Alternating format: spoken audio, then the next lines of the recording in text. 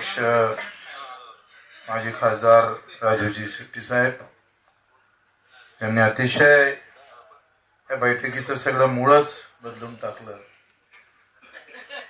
बरेच जण चिंतेत होते, भूक लागली होती, पण नवले साहेबांना भूकही बुजवली.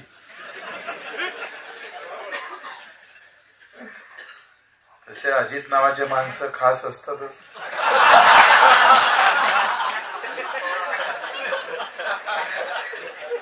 त्याच्यातले हे नवले आहे म्हणजे अधिक खास आहे. मग हा विठ्ठलराव त्यांचा रजिस्ट्रेशन नंबर सहित सांगत होते, पण ते 2 पवारामध्ये वाद आहे, याचा रजिस्ट्रेशन पक्का आहे.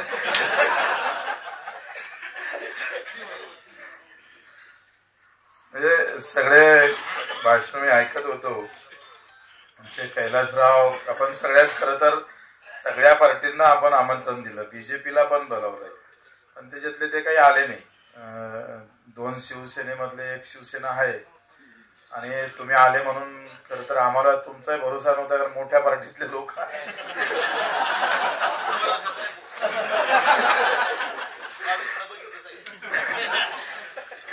आपण आले त्याबद्दल आपलाही धन्यवाद. आमचे बाळासाहेब देशमुख पण आले. शेतीचा जरी तुमचा अभ्यास नसला तरी तुमचा मतदार तुम्हाला शेतकरी म्हणूनच पाठवतोय, हे तेवढंच महत्वाचं आहे. गणपतरावांना आम्ही खूप सभागृहात पाहिलं, खूप अजूनही ते सगळं चित्र डोळ्यासमोर जात नाही. हे खूप आदर्शवादी म्हणून आम्ही त्यांच्याकडे पाहतो आणि त्यांच्या निमित्तानं आपण इथं उपस्थित आहात. आमचे अनिलजी आहे. तुम्ही पहिले भेटले असते तर दिल्लीला गेलो नसतो. असं प्रत्येक मतांतर असतं, प्रत्येकांचं वेगवेगळ्या विषय आहे, समजूत वेगवेगळी असते. आमचे डिक्करजी आलेले आहे आणि विजयजी कुंभार, अजित पाटील ज्यांनी पहिलंच भाषण दिलं. मला वाटते ॲग्रोवनचे त्यांनी पण खूप चांगली मांडणी केली. आम आदमी पार्टी जशी शहरात निर्माण झाली, पण तुमचा अभ्यास शेतीमध्ये बराच चांगला आहे. एकंदरीत ही परिषद घेण्याची कल्पना महेश बडेनं डोक्यात आणली आणि ते आज साकारली. याचा खरं तर महेशचं फार मोठं योगदान त्याच्यात आहे.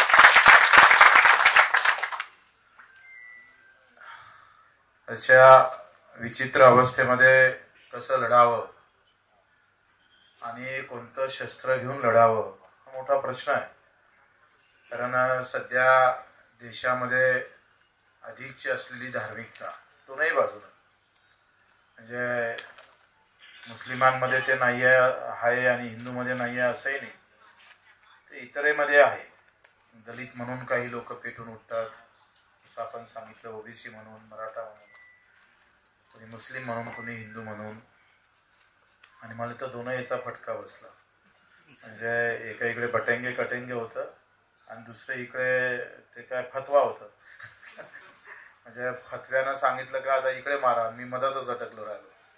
तर या सगळ्या विचित्र अवस्थेमध्ये आता हक्काच्या लढाईसाठी कोण कसं तयार होईल हा मोठा चिंतेचा विषय आहे. जेव्हा आपण सगळे गावाखेड्यात फिरतोय तेव्हा 25 ते 30 लाख लोक कर्जबाजारी आपल्या सध्या तरी महाराष्ट्रात आहे. त्यातले 4-5 लोक बाहेर काढणं किती कठीण जातं आपल्याला लक्षात आलं असेल. फार कठीण जात आहे. एखाद्या जातीच्या मुद्द्यावर किती ते सोपी होऊन जातं लढाई, आणि ते हक्काची लढाई किती कठीण होऊन जातं हे आम्ही सगळे राजाभाऊ सगळे भोगतोय आपण. कारण हक्काच्या लढाईला फार ताण लागतंय आणि ते फार हुशारीनं लढावं लागतं.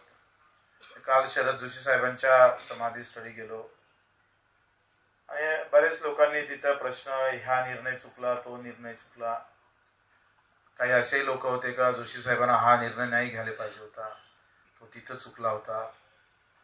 मी मनात विचारत करत होते का आंदोलकांनी एक जरी निर्णय चुकला तर त्याला लाथ मारून बाहेर काढतात लोक, पण शरद पवार साहेबांना किती निर्णय चुकवले ना आताचे बाकीचे किती निर्णय चुकत आहे त्याला मात्र कोणी म्हणत नाही. म्हणजे राजकारणी लोकांना चुकावं आणि त्यानं बरोबर सांभाळावं. आणि आम्ही पण सांभाळतो. पण आंदोलक म्हणून काही जसं सुकाणू संपाच्या काळात झालंय, कानात बोलला तर लोकांना अफवा करून टाकली, काय बोलला कानात. ही जी मानसिकता आहे ना लोकांमधली, ही फार विचित्र आहे आणि ते काढली पाहिजे आपण. एखादी थोडी जरी चूक झाली, एखादा निर्णय घेताना थोडा, हे तर छत्रपतींच्या त्यांच्या वेळेस झाली, बाबासाहेबांच्या वेळेस एक दोन चुका काही ठिकाणी झालेल्या. चुका म्हटल्यापेक्षा आपण त्याला चुका म्हणणार नाही, आपण एवढे मोठे नाही आहे, परंतु काही गोष्टी तर कमी जास्त होतच ना. पण आंदोलक म्हणून जर आम्ही थोडं जरी मागं पुढं केलं तर त्याला लगेच बदनाम करून सोडण्याची व्यवस्था आपल्यामध्ये आहे. आणि ते व्यवस्थित आम्ही पाहतो राजकारणी लोक, तसा सत्तेतले लोक फायदा घेत असतात. आणि म्हणून आम्ही लक्षात घेतलं पाहिजे का आंदोलन करताना ह्या फार, मी आता दिव्यांगाचं आंदोलन गेल्या 15-20 वर्षापासून करतोय. 82 शासन, 182 शासन निर्णय, आम्ही एक शासन निर्णयासाठी 4-4दा आंदोलन करावं लागलं एका मागणीचं. तेव्हा 2 शासन निर्णय हाती यायचे, त्याच्यात चुका करून ठेवायचे, शासन निर्णय काढल्यानंतर मुद्दामून चुका करायचे, पुन्हा ते दुरुस्त करा, पुन्हा ते आंदोलन करा, असं करत करत म्हणजे इकडे जेवढे शासन निर्णय निघाले त्याच्या दुप्पट आमच्यावर गुन्हे दाखल झाले. 182च्या मोबदल्यात आम्हाला काय भेटलं तर 250 गुन्हे अंगावर दाखल होऊन गेले. या सगळ्या भानगडीमध्ये आम्ही आता कसं व्यवस्थित गेलो पाहिजे हे फार महत्वाचं आहे. त्यांनी सांगितलं का, अजितदादांना सांगितलं का, जे समान मुद्दे आहे जिच्यावर कुठं वाद विवाद होऊ शकत नाही, किमान त्यासाठी सुद्धा एकत्र बसणं फार महत्वाचं आहे. आता तुरीचे भाव आफ्रिकेमध्ये फक्त 5,000 रुपये क्विंटलनं आहे आणि आम्ही 75 लाख टन तूर आयात पण करून चुकला तुरीची डाळ. आता तुमच्या मुद्द्याप्रमाणे पुन्हा अडचणी देण्याची शक्यता आहे. म्हणजे यावर आपण चर्चा करू शकतोय, कारण जगामध्ये कधी भाव कसे पडणार आणि काय राहणार त्याचा एक मोठा अभ्यास आपण समोर मांडावा लागेल. का गेल्या 20-25 वर्षामध्ये जगाच्या बाजारपेठेमध्ये आमच्या भावाची काय घसरण झाली, काय कशा पद्धतीनं ते समोर गेले, याचा अभ्यास करणं फार महत्वाचं आहे. आणि मग हमी भावाची लढाई ही आता आम्ही पाहतोय का अर्ध्या अधिक संघटना हमी भावाची लढाई लढत आहे.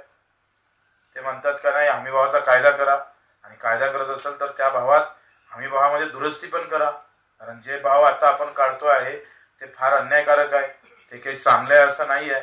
पण एकदा हमी भावाची लढाई लढत असताना आम्ही पाहतो तो कायदा करून तो खरेदी झाला पाहिजे. आजही 10% आज हमी भावात आमचा माल विकत घ्यावं याच्यासाठी आम्हाला भीक मागावं लागतं. इतकी वाईट अवस्था आमच्याकडे आहे. आणि मग या सगळ्या याच्यातून आम्हाला बसून कुठेतरी त्याचं एक मत तयार करणार. सरकार तर हे पाहतच का यामध्ये 2 मतं तयार झाले पाहिजे. कसं आहे, धार्मिक आणि जातीच्या लढाईमध्ये 2 मतं कधीच तयार होत नाही, पण हक्काच्या लढाईमध्ये खूप टेक्निकली आहे, हे समजून घेणंही कठीण आहे. म्हणजे अयोध्यामध्ये राम मंदिर होतं का मस्जिद होती याला काही जास्त अभ्यास करायची गरज नाही आहे, पण शेतीचे मालाचे भाव, शेतकऱ्याची कशी लूट होते याच्यात प्रचंड अभ्यास करावा लागतं, प्रचंड डोकं लावावं लागतं. थोडंसं काही चुकलं तर लगेच दुसरी काही बाजू तयार होत आहे. आणि म्हणून या सगळ्या गोष्टीमध्ये खूप बारीक लक्ष घालून मला असं वाटतं का आज आपण इथं एकत्र आलो, आता एवढेच लोक एकत्र येऊन फक्त स्टेजवरचे, त्याच्यामध्ये एक समान कार्यक्रम आपण सरकारसमोर ठेवणं फार गरजेचं आहे. आणि तो जर ठेवला आपण तर मला वाटतं एक चांगल्या प्रकारचं वातावरण. कसं आहे, आंदोलन माणसाला जिवंत ठेवतं, दिलासा देतं. निवड सरकारलाच ते प्रश्नचिन्ह निर्माण करत नाही, तर ज्या शेतकऱ्यांच्या डोक्यात प्रश्न आहे त्याचे प्रश्न सोडण्याचं काम हे आंदोलनाच्या माध्यमातून होत असतं. ही सगळ्यात मोठी उपलब्धी आहे. आज आपण पाहतोय का आंदोलन, बरेच पत्रकार आम्हाला विचारतोय काय झालं तुमच्या मागणीचं, पण त्यांच्या डोक्यापुरता विचार काय, आंदोलन म्हणजे काय, तर मागणी पुरी केली झाली पाहिजे. ते काय बटन दाबला लाईट लागला असं थोडं असतं. आंदोलनाला प्रचंड काळ आम्ही पाहतो. स्वातंत्र्याची लढाई आम्हाला 150 वर्ष लढावं लागली, लहान गोष्ट थोडी आहे. पंजाबचे शेतकरी 13 महिन्यात 700 लोक मृत्यू पावले. त्याच्यानंतर जे काही बदल झाला असेल तो बदल झाला, कायदे मागे घेतले. ते काही फार सोपं नाही आहे. जाती धर्माची लढाई कुठं पेटन कुठं भडकन आणि त्याचा परिणाम आम्ही पाहतो जेव्हा मतावर होतं हे दिसतं, सरळ दिसतं. पण हक्काच्या लढाईमध्ये मतावर परिणाम होत नाही. त्याचं उत्तम उदाहरण म्हणजे शरद जोशी पडले ना, आमदारकीमध्ये पडले, ज्यांनी लाखो शेतकऱ्यांचं आंदोलन त्यावेळेस शरद जोशी जर कदाचित जर आम्ही पाहतोय ते आंदोलन छेडलं नसतं तर आमचे आज काय हाल झाले असते सांगायची काही वेगळी गरज नाही आहे. पण एका पान टपरी माणसाकडून पडल्या गेले. मोठं चिंतन म्हणजे मोठा विषय आहे का ज्यांनी अवघा महाराष्ट्र अख्खा देश आम्ही पाहतोय शेतकऱ्यासाठी उभा केला आणि ते शरद जोशींना पडावं लागलं ही काही साधी गोष्ट नाही आहे. बाबासाहेब आंबेडकर हे दोनदा निवडणूक हारले म्हणजे या सगळ्या याचा भय का नाही. सरकारला तुमच्या शेतकरी आंदोलनाची भीती का नाही वाटत ह्याचं मूळ आम्ही तपासलं पाहिजे. आणि ते जिथपर्यंत आम्ही त्या मुळापर्यंत जात नाही ना कारण आंदोलनापेक्षा ना मताची भीती जास्त असते. आणि ज्या दिवशी तुमच्या मताची भीती जेव्हा निर्माण होईल ना मी सांगतोय आंदोलन करायची गरजच पडणार नाही. पण शेतकरी हा पक्षाच्या गुलामीत व्यवस्थित गुंडाळला गेलेला आहे. प्रत्येक गावात आता जे काही तरुण आहे ते प्रत्येक पार्टीतच आहे ना हो. कोणी राष्ट्रवादीचा काही तरुण राष्ट्रवादी असेल शिवसेना असेल भाजप असेल अधिक काय वेगवेगळे पक्ष असेल तो व्यवस्थित त्याचे झेंडे घेऊन घट्ट पकडून आहे गावागावात. तो तरुण तिथं घट्टे पकडून झेंडे पकडून असल्याला काही हरकत नाही परंतु बाप मेल्यानंतरही तो सुद्धा झेंडा सोडत नाही ना याचं दुःख सध्या आम्ही पाहतोय अनुभवत आहे. सगळ्यात मोठं दुःख आहे.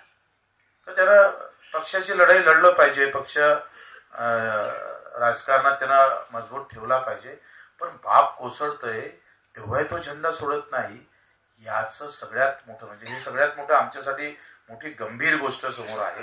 तेव्हा आपण जेव्हा पाहतोय गावागावामध्ये का ही जी व्यवस्था आणून ठेवलेली आहे राजकारणी लोकांनी हे तुमच्या हक्काच्या लढाईपासून तुम्ही व्यवस्थित दूर गेले पाहिजे हे त्याच्या मागचा मूळ उद्देश आहे.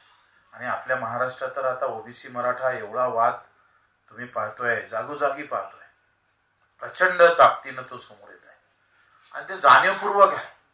सगळं व्यवस्थित त्याला कुठेतरी मूळ मागणीला छेद बसण्याचाही काही प्रमाणात तो प्रयत्न केला जात आहे आणि ते कधी कधी आपण पाहतोय त्याच्यात जातो पण आपल्याला माहीत पडत नाही अशाही प्रकारची व्यवस्था वातावरण तसंच होऊन जाते. आणि त्या वातावरणात गेल्यानंतर आपण म्हणतो ना जसं रमी खेळत्या करता लुटून जातो मरतं पण माहीत पडत नाही की हा डाव आपल्यासाठी चुकीचा होता. ह्या सगळ्या व्यवस्थेच्या मध्ये आपल्या आंदोलनाच्या दिशा आणि त्याचं व्यवस्थित आम्ही पाहतोय का कमी काळामध्ये कसं घेरल्या जाईल सरकारला. कारण येत्या काळात आता निवडणुका आहे जिल्हा परिषद नगरपालिका आणि या काळात जर अगोदर जर रान आपण थोडं उठवलं तर मला नक्की आशा आहे का कर्जमाफीने तुमच्या भाषेत कर्जमुक्ती सरकार केल्याशिवाय राहणार नाही. कारण आपण जर सगळे एकत्र होऊन जर उभे राहिलो तर ते सहज शक्य आहे. आणि म्हणून या सगळ्यासाठी आज आपण पाहिजे का उत्पादन अधिक वाढण्यासाठी आपण सगळे प्रयत्न केले. असं नाही आहे का शेतकऱ्यानं प्रयत्न केले नाही किंवा सरकारनं काही कुठं ह्या सगळ्या गोष्टी बऱ्यापैकी केलेल्या आहे. तरी अधिक एक नवीन तंत्रज्ञान आपण घ्यायला काही हरकत नाही कारण ते उत्पादन वाढवासाठी ते महत्वाचं आहे. पण ते उत्पादन केल्यानंतर त्याचं उत्पन्न कसं वाढल याच्यासाठी तुम्ही म्हटलंय का व्यापाराचं स्वातंत्र्य शेतकऱ्याला असलं पाहिजे. मान्य आहे असायलाच पाहिजे ते काही नाही कोणी म्हणणार नाही. पण जेव्हा व्यापाराचं स्वातंत्र्य असताना जर जगामध्ये काही अडचणी आल्या तर आम्हाला आज आम्ही पाहतोय का त्याच्या बाबतीत म्हणजे दोनही गोष्टी एका इकडे व्यापाराचं स्वातंत्र्य असताना हमीभावाच्या बाबतीत एक चांगल्या प्रकारचा कायदा कसा येईल किंवा त्या हमीभावामध्ये काही दुरुस्ती करता येईल याचंही चिंतन मंथन करणं गरजेचं आहे. होऊ शकतं त्याच्यामधून चांगली मागणी एक समोर येऊ शकते. कारण हे जर आपण जर या मागणीबाबत जर आपण अजूनही अस्थिर असलो तर सरकार तर आम्हाला अस्थिर करायला वेळच लागणार नाही. आणि मग दुसरं आम्ही पाहत होतोय का पेरणी ते कापणीपर्यंत सगळे कामं एमआरएचएस मध्ये कसे घेता येईल. आखरी हमी भाव मागितला तर त्याची खरेदी किती होतं हा प्रश्न आहे आणि त्या हमी भावामध्येच खोट आहे म्हणजे ते चुकीचेच हमी भाव आहे. त्या हमी नाही भावही नाही अशा सगळी अवस्था आहे. आणि मग उत्पादन खर्च कमी करण्याची ताकद आपल्या मागणीमध्ये काय असेल आपण 3-4 मागण्या ठेवावं लागेल सरकारमध्ये. आणि मग पेरणी ते कापणीपर्यंत सगळे कामं जर एमआरएचएस मध्ये कव्हर केले. आता मला त्या पहिल्या जेव्हा आम्ही रायगडचं उपोषणाला बसलो तेव्हा मुख्यमंत्र्यांसोबत आमची बैठक झाली आणि मुख्यमंत्र्यांना सरळ काटला तो शब्द. त्यांनी सांगितलं का तुमची जे तूर असणार सोयाबीन असणार किंवा इतर जे काही कडधान्याचे पिकं आहे हे एका वर्षासाठी आहे आणि तिथं कसं काय एमआरजीएस लागू पडणार आहे? आणि एमआरजीएस हा आम्ही पाहतो का निरंतर रोजंदारी आणि निरंतर काही वस्तू निर्माण झाल्या पाहिजे अशासाठी त्या एमआरजीएस निर्माण झाली. परंतु त्या 264 मध्ये 1-2-3 ठिकाणी आम्ही जेव्हा त्याचं वाचन केलं तेव्हा मुख्यमंत्र्याला समजून सांगितलं का आपण वनावर गवत लावासाठी पैसे देतो का नाही देत, ते एमआरजीएस मधूनच देतोय.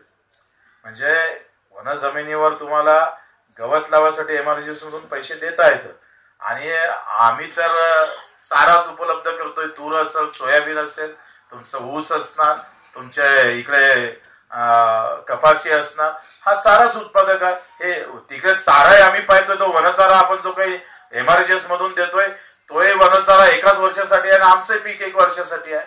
म्हणजे या सगळ्या ह्याच्यामध्ये एमआरजीएस मध्ये जर आपण याला म्हणजे ह्या सगळ्या मागणीमध्ये किमान आता एक प्रस्ताव तयार झालेला आहे.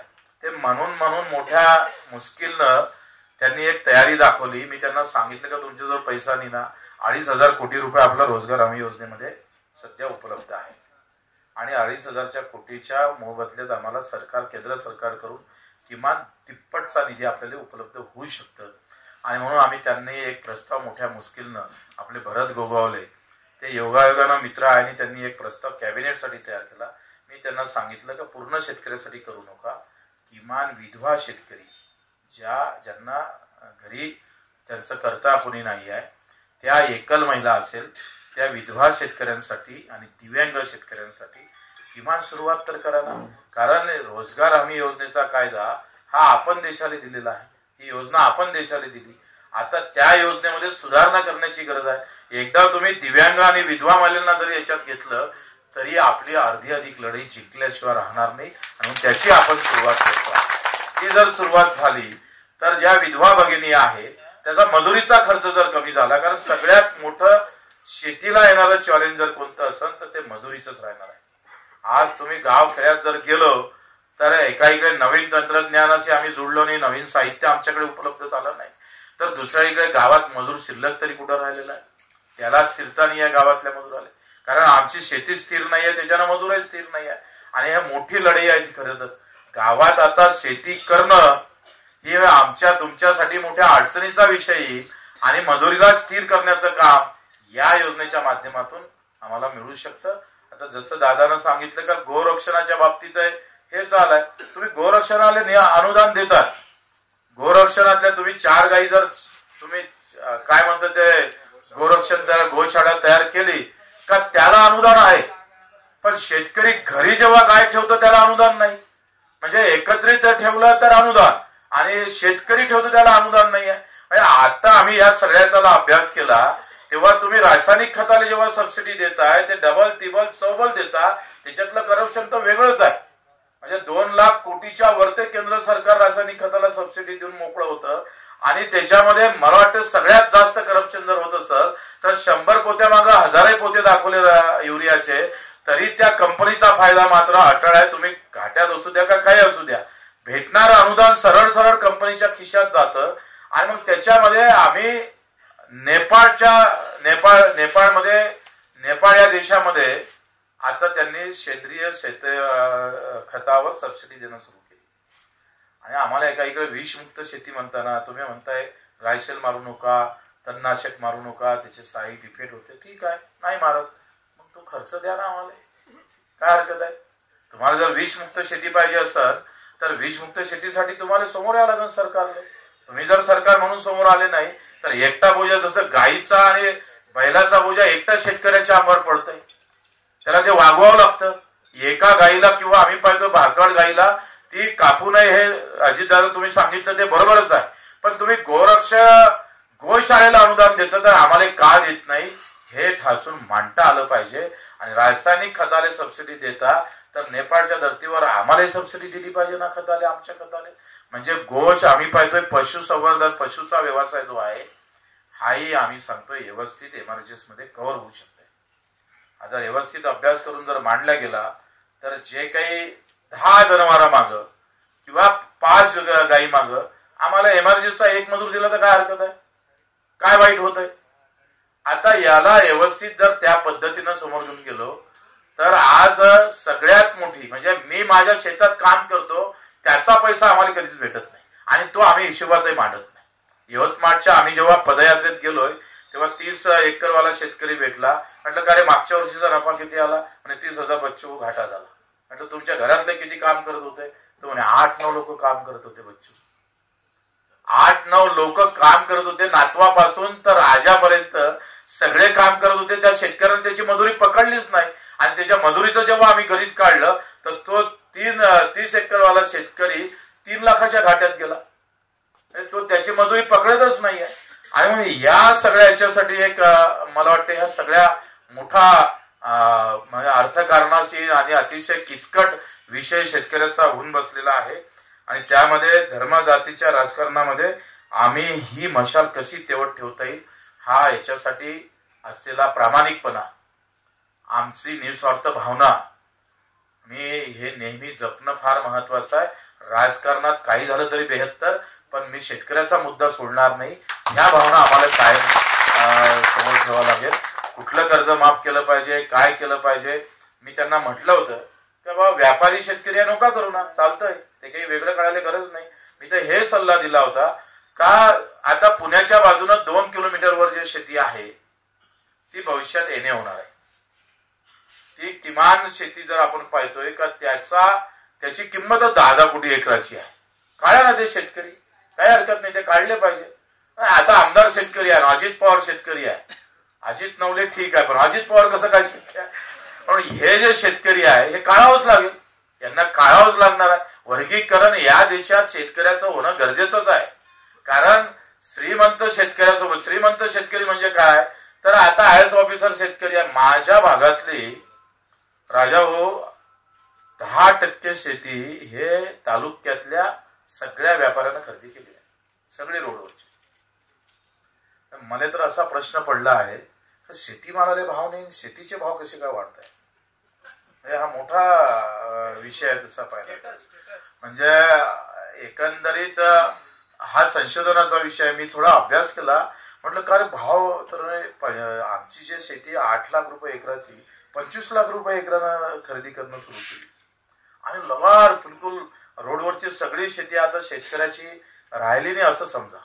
ते सगळी तालुक्यावरचे, बरं हे काही मोठे व्यापारी नाही आहे, ही त्या तालुक्यावरचे जिल्ह्यावरचे व्यापारी सरळ आपण पाहतोय त्या सगळ्या खरेद्या करणं सुरू केलेले आहे. आणि मग असे जे शेतकरी असेल त्याला आपल्याला काढावंच लागेल, गरीब शेतकऱ्यापर्यंत जावंच लागणार आहे. म्हणून सरसगट कर्जमाफी सोबतच मला वाटते त्यामध्ये हे शेतकरी काढून पॉली हाऊसवाले शेतकरी घेतले पाहिजे. तुमचे जे काही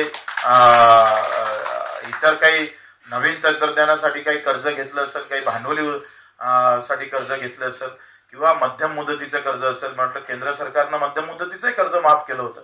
म्हणजे अल्पकालीनच केलं नव्हतं तर मध्यमचंही केलं होतं. फक्त दीर्घ मुदतीचं कर्ज माफ झालं नाही आतापर्यंत. पण मध्यम आणि अल्प यामध्ये सुद्धा आपल्याला सरकारसमोर तो प्रस्ताव आपण जेव्हा बसू तेव्हा आपला प्रस्ताव तयार असला पाहिजे का हे ठीक आहे, आपण सुद्धा लोकांसमोर जाऊन आमची काय नेमकी मागणी आहे, कुठल्या शेतकऱ्याबाबत आम्ही बोलतोय हे सुद्धा स्पष्ट होणं फार महत्वाचं आहे. आणि मी तर सांगतो का ही लढाई लढत असताना आम्ही मुद्दामून मेंढपाळ बांधव घेतले, कारण त्यांचे तेच हाल आहे. कारण जे मेंढपाळ बांधव आहे त्यांच्याजवळ शेतीच नाही आहे. आता ते जुलै ते सप्टेंबर पर्यंत त्यांना कोणी शेती चारायला देतच नाही आणि मोठी अडचण निर्माण. मच्छीमार ते झालाय. आता ते राणेमहार जोरानं बोंबलत होतंय, म्हणजे आम्ही शेतीचा दर्जा दिला. म्हटलं घाट्याची शेती आहे त्याचा दर्जा मच्छीमाराला दिला म्हणजे ते अधिक मेलं असं समजा. इतक्या जोरानं छाती ताणून ते म्हणतंय का मच्छीमारांना आता आम्ही शेतीचा दर्जा दिला. म्हटलं आपण शेतकरी म्हणतोय आमचा शेतीचा दर्जा नको, आम्हाला उद्योगाचा दर्जा, आणि हे म्हणतोय मच्छीमाराला आम्ही शेतीचा दर्जा दिला. ते पण बिचारे टाळ्या वाजून त्याचं स्वागत करतं. अशा मोठा विचित्र व्यवस्थेमध्ये आपण आहोत. आणि ही सगळी लढाई लढताना मला वाटतं आपण कोणीही मला वाटतं नेतृत्व हे घेतलं पाहिजे. बच्चू कडू शेवटच्या क्षणापर्यंत एक कार्यकर्ता म्हणून आपण निश्चितच एक चांगल्या पद्धतीनं आपण याच्यासमोर, कारण हा जो विषय आहे हा विषय आम्ही पाहतोय हा एका माणसाचा किंवा एका संघटनेचा किंवा एका जातीचा, एका धर्माचा किंवा एका पार्टीचा विषय नाही. पाटील साहेब, आपण कैलासराव तुम्ही आले, मला बरं वाटलं, कारण आम्ही नेहमीच सांगत असतो का तुमच्या पार्ट्या काय, जात धर्म कुठलाही असू द्या, मी एक शेतकरी आहे. मी एक शेतकरी म्हणून आम्हाला जर समोर येता आलं नाही, कारण चळवळ असणं फार महत्वाचं आहे. आणि चळवळ ते कुठला, मी तर म्हणतो एखादा मुद्दा कदाचित चुकलाय असेल, पण चळवळ जर संपली तर चुकलेला मुद्दा दुरुस्त करू शकतो, पण थांबलेली चळवळ उभी नाही राहू शकत, लक्षात घ्या. आणि मग सगळ्या चळवळ जर होत असेल तर शेतकऱ्याची चळवळ थांबता कामा नये. काही झालं तरी काही झालं तरी चळवळ जेव्हा थांबन तेव्हा मी सांगतोय, एका इकडे सरकारवरचा विश्वास उठला तरी खाली लढणारा माझा भाऊ अजून शिल्लक आहे. तो विश्वास माणसाला जगवतो, तो जिवंत ठेवतो माणसाला. आज रोज 10 ते 15 आत्महत्या होते, रोज होते. एवढे तर युद्धातही मरत नाही लोक. ते बावनकुळे जेव्हा आम्ही उपोषण सोडायला आले होते तेव्हा ते 10 डाव सांगितले, 250 लोक मरण पावले, 250 लोक मरण पावले. त्याचं सध्या ते दुःखात आहे. नैनानं बजावून सांगितलं का 6 लाख शेतकरी मरण पावले, त्याचं दुःख बावनकुळे तुमच्या चेहऱ्यावर कधीच दिसलं नाही. हे दुःख दिसत नाही. म्हणजे रोज त्याला, मी तर म्हणतो एखादा तो खुनकार वाघ असतो ना, त्याच्यासमोर उभा केल्यासारखा शेतकऱ्याची अवस्था आहे. तो कधी खाईन काही सांगता येत नाही, त्याला फक्त 16चीच देर आहे.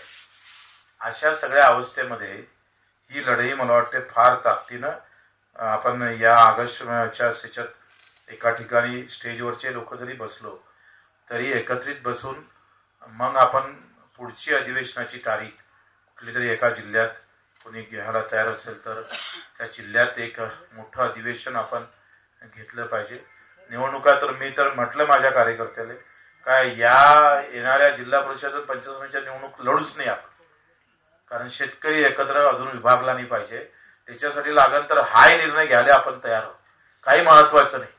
काय तुम्ही तिथं तीर मारणार आहे, गेले जिल्हा परिषद सदस्य म्हणून काय मोठा फरक पडणार आहे. या आंदोलनानंतर पुन्हा एक जिल्हा परिषदची निवडणूक येतं, पुन्हा पंचायत समितीच्या निवडणूक आहे, नगरपालिकेच्या निवडणुका.